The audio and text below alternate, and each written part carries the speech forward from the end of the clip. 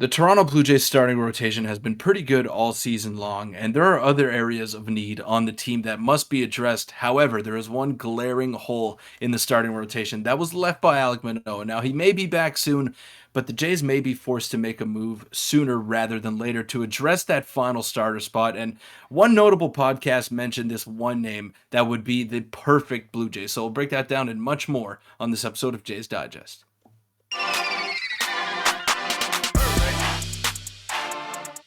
What's up, Jays fans? I'm your host, Peter Vryonis, alongside host Nick Gosse, and super exciting win yesterday for the Toronto Blue Jays. Shout out to Nick for holding it down for the post-game video, but I think better things are ahead for this Blue Jays team. They're only a half game back of the final wild card spot, and as it stands right now, that final wild card spot will be playing against the winner of the AL Central. So that's the one positive that we could take out of that, and I'm pretty stoked if that's the reality for the Toronto Blue Jays. But there is a glaring need in this rotation, and it needs to be addressed sooner rather than later because bullpen days for however long Alek Manoah is down in the minor leagues are just not sustainable, in my opinion. Yeah, it was brutal last time. Before we do get into the video, your support has been unbelievable. Make sure to hit the subscribe button. We're on the road to 7,500. You guys have been loving the new style of videos, and we're just floating to that 7,500 mark. So make sure to hit the button, and we'll continue to post daily for you guys. But like you said, Peter, there is a glaring spot in that fifth rotation. I guess the first, technically, the number one spot that Alek Manoah left when he got sent down to the minors. And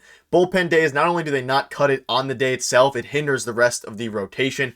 And like you said, on a podcast and Jay's Journal as well, which I'll pop up now, mentioned an under-the-radar option that they said basically that the Blue Jays are going to be pursuing this guy, or they should pursue this guy at the deadline, and that guy is, of course, Michael Lorenzen. You can pause the video and read this through here.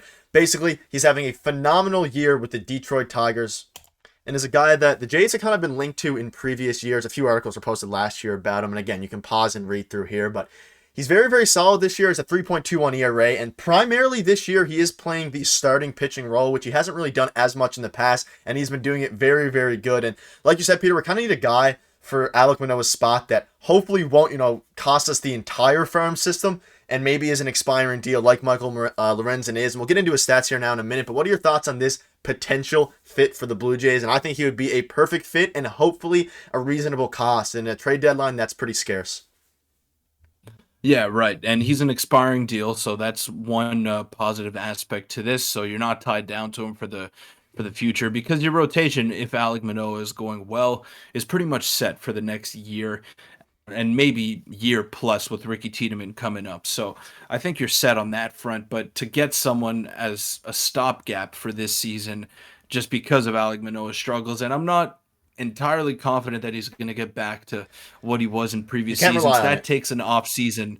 Yeah, no, you can't bank on him being that 2.5 ERA guy coming back. Like he's going to need a little bit more time to smoothen things out, and that takes an entire off season most of the time. So I do expect Alek Manoah to be back, but maybe not this year. Maybe to not what we expected out of him coming into the season. But Michael Lorenzen, he's someone that had a lot of walk issues in the past. He's cut his base on balls per 9 innings down to 2 per 9 innings this season, which is very good. That's something that'll play, especially for a fifth starter. He's not striking out too many guys this year. He used to be a bit more of a strikeout pitcher, but he is still throwing hard. He's got pretty good stuff, and he keeps the ball in the ballpark. So I'd be very open to bringing him here, especially on an expiring deal. And he is someone that the Tigers know will not move the needle, so they'll probably take a mid-level prospect for him, which is very good in the Blue Jays case. Yeah, that's a great point. Is that he's not going to be super expensive, especially in a year where most,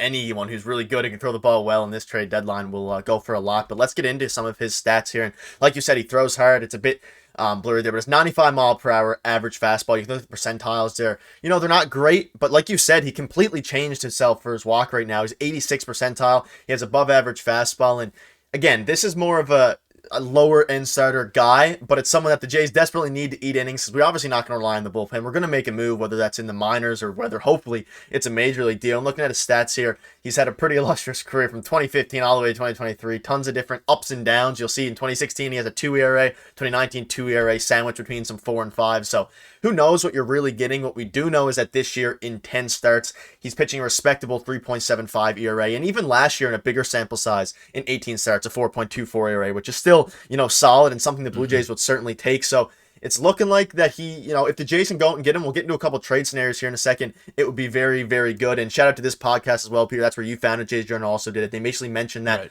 Right. we're not sure if it's a source necessarily, but they said that the Jays are going to be hopefully pursuing him, that it would be a perfect fit. But we'll get into trades in a second here. But I think overall, just a very, very solid pitcher and someone that the Jays, desperately need to eat innings.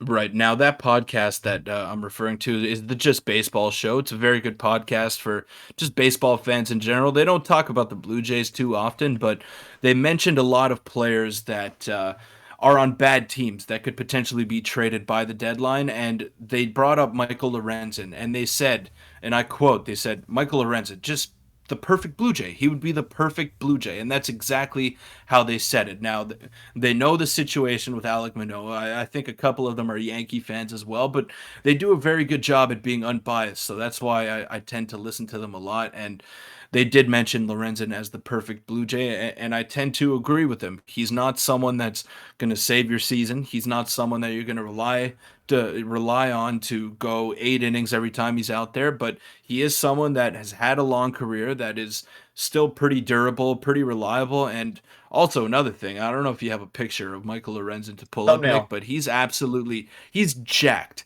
He is jacked. So that guy would look good in a Blue Jay uniform. He'd look good in pretty much any uniform, but I'd welcome him to Toronto. Absolutely. And let's do that now. That's a good way to segue. But yeah, if you do want to see him, you can. It's in the thumbnail there. But you can. Let's get into a couple of the trades. And me and Peter. I did this one. Peter, the other one again. The value is low on this trade machine simply because this value machine, again, it's not perfect. It's the best one we got, but values, of course, the contract is on expiring. So this would be for Manuel Beltre and Desan Brown and a couple prospects. And like you said, Peter, it's going to take hopefully mid-level prospects. We'd like to think that the market's not crazy enough to where someone like Michael Lorenzen's taking a top 5, maybe even a top 10 prospect. But do you have any thoughts on this one before we go into yours? I think it's fairly respectable. None of our top prospects, but a couple people that if the Tigers are playing for upside, they could definitely, satisfy that.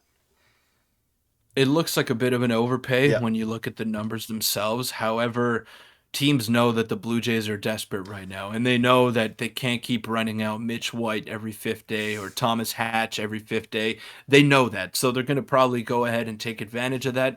And I wouldn't be surprised if the Jays get Lorenzen within the next week or two, or if they get someone else, like maybe a Kyle Finnegan from the Washington Nationals, They or need to or move. someone that They need to move. yeah, someone that you probably never heard of, or someone that you don't want to see pitch for the Blue Jays just simply come to town because they need them at this point of their season. So I wouldn't be shocked if they pulled the trigger on one of these trades. Let's get into And if yours you as could well. trade yeah, if you could trade like the top 20 prospects to get some of these guys, Mm-hmm. then I'm sure you go ahead and do that to address the Major League Ball Club. But this is CJ Van Eyck and Irv Carter for Michael Lorenzen. Again, a couple of top 30 prospects that the Blue Jays would be getting rid of. No one very notable, no one that's destined to have a long Major League career, but it could still turn out to be something for the Detroit Tigers, who are rebuilding and don't necessarily care about the results that they're getting at the present day. Yeah, they're definitely not competing anymore, and they just need to get prospects. There's no doubt in my mind, at least I like to think that the Tigers aren't going to trade this guy. There's zero reason for them not to on an expiring deal, and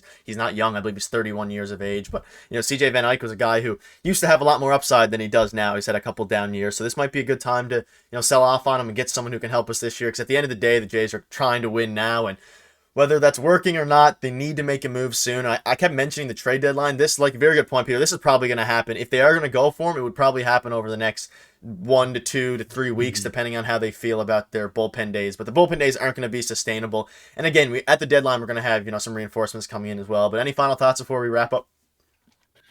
Yeah, and even when Alek Manoah does return this season, I'm sure he's going to slide into that rotation. But the guy that you do acquire, who replaced him for those 2, 3, or 4 starts, whatever it may be, he's probably going to slide into the bullpen and be that swingman that Mitch White was supposed to be. So either way you slice it, I think it's a good deal for the Toronto Blue Jays, whether it's, like I mentioned, Michael Lorenzen or any other mid-level starting pitcher that you acquire from another team.